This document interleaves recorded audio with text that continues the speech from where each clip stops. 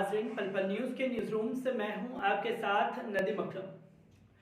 Sushant Singh Rajput case में media ने अपने नियमों का उल्लंघन किया और बार बार वो दुष्प्रचार करने की कोशिश की गई, जिसके चलते एक खास लोगों को टारगेट किया गया, जिसमें सबने बहती गंगा में हाथ धोए और इस बहती हुई गंगा में कोई अव्वल रहा तो वो था रिपब्लिक टीवी।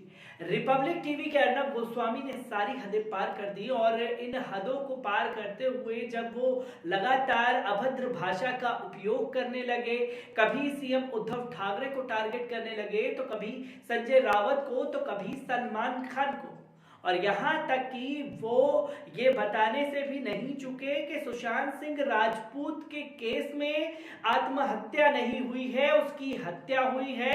हम क्या मांगे 302।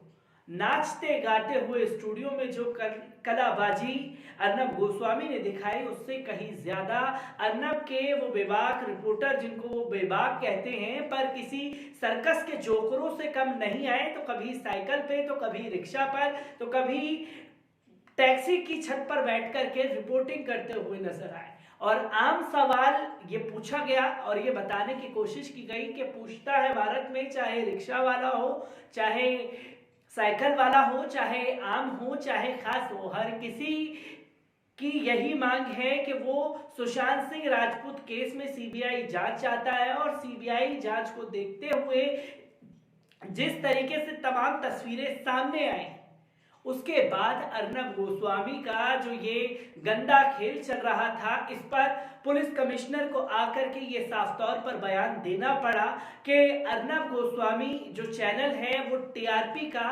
गंदा खेल खेल रहा है और ये टीआरपी स्कीम में अव्वल नंबर पर विराजमान है। जब अर्नब गोस्वामी का नाम उछला तो अर्नब गोस्वामी बुरी तरीके से बौखला गया और बौखलाने के बाद उसने महाराष्ट्र पुलिस को भी नहीं बख्शा और महाराष्ट्र पुलिस को कटघरे में लाते हुए जो केस बकायदा चल रहा है, एक लॉ के तहत अगर बात की जाए, जिस भी केस चल रहा होता है उस केस की बारीकी से डिटेल चैनल के जरिए नहीं दी जाती, जिसमें मीडिया अलाउड होगा उसी में दी जाएगी। पर जिस केस की सीबीआई द्वारा जांच चल रही है, उस केस में सीबीआई बनकर के खुद अर्नब गोस्वामी अपने आप को बेगुनाह और मुंबई पुलिस को कटघरे में खड़ा कर दिया।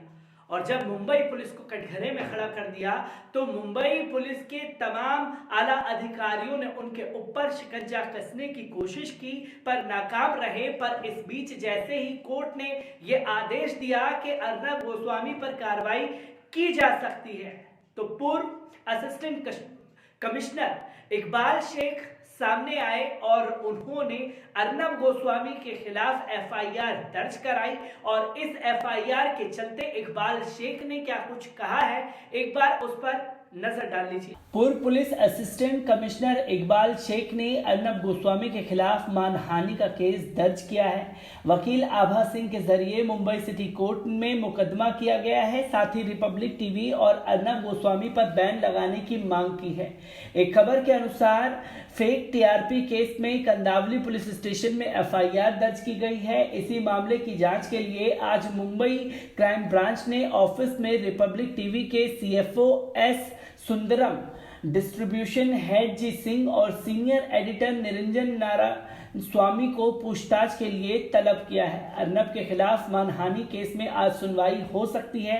पिटिशनर ने आरोप लगाया है कि जब एक मामला कानूनी प्रावधानों के तहत जांच के अधीन है तो बचाव पक्ष नंबर 1 को ये छूट नहीं दी जा सकती कि वे अपने ही केस के बारे में अपने ही चैनल पर बहस कर मुंबई पुलिस को बदनाम करे। शेख ने यह भी आरोप लगाया कि गोस्वामी विवादित डिबेट्स और स्टोरी टेलीकास्ट कर रही हैं, जिससे केस की जांच प्रभावित हो सकती है। अर्नब ने 2 लोकप्रिय चैनल के मालिक होने के नाते अपनी सीमाओं को पार किया है और अपना एजेंडा शुरू कर दिया है। फेक टीआरपी मामले में अब सीबीआई ने केस दर्ज कर लिया है। जांच एजेंसी ने केस दर्ज करने के लिए उत्तर प्रदेश में दर्ज एक शिकायत को आधार बनाया है। अधिकारियों ने बताया है कि रेटिंग में हेरफेर के आरोपों पर एफआईआर दर्ज किए जाने के बाद सीबीआई ने लखनऊ पुलिस से जांच का जिम्मा अपने हाथ में लिया है। रिपब्लिक टीवी लगातार सीबीआई जांच की मांग कर रहा है। टीआरपी स्कैम में मुंबई पुलिस ने 6 लोगों को गिरफ्तार किया है। जिन घरों में टीवी की मॉनिटरिंग किया जाता था उनके मालिकों को एक चैनल के लिए पैसे दिए जाने का आरोप है।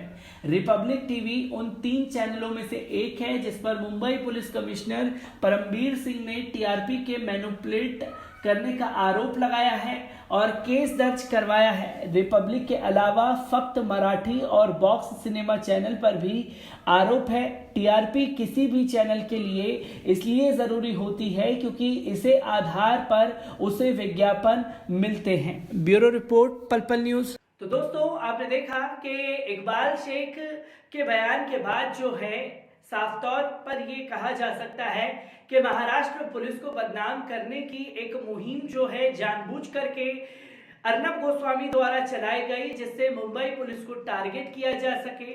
और इकबाल शेख ने यह भी कहा कि जिस केस की जांच चल रही है उस केस की बारीकी से जानकारी देने की इजाजत किसने दी, जो कि साफ तौर पर नियमों का उल्लंघन है। और इस नियमों का उल्लंघन करने के तहत अर्नब गोस्वामी के खिलाफ मैं एफआईआर दर्ज कराता हूं और केस इसके खिलाफ फाइल करूंगा कि ये किस तरीके से अपने मनमाने रवैये से देश की जनता को गुमराह करने की कोशिश कर रहा है।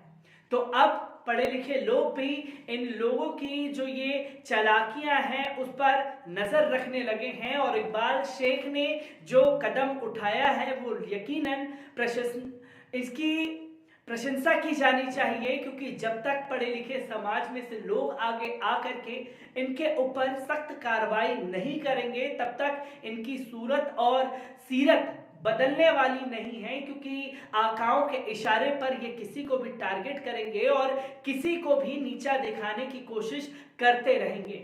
इकबाल शेख के इस कदम के बाद एक ही अर्नब गोस्वामी के लिए लाइन कहना चाहता हूं, क्योंकि कुछ दिन पहले एक कॉमेडियन थे जिन्होंने कबीर जी के दोहे को उल्टा करके सामने रखा था और ये कहा था कि ऐसी वाणी बोलिए कि सबसे झगड़ा होए, ऐसी वाणी बोलिए कि सबसे झगड़ा होए, पर उससे ना तुम बोलिए जो तुमसे तगड़ा हो।